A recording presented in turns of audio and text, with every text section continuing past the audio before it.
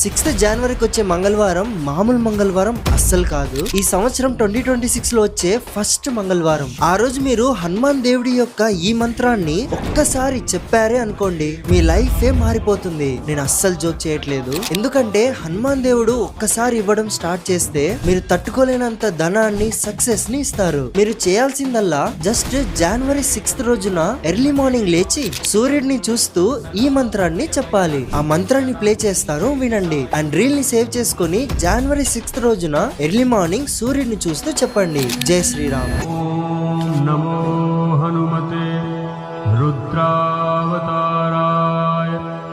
సర్వశత్రు సంహార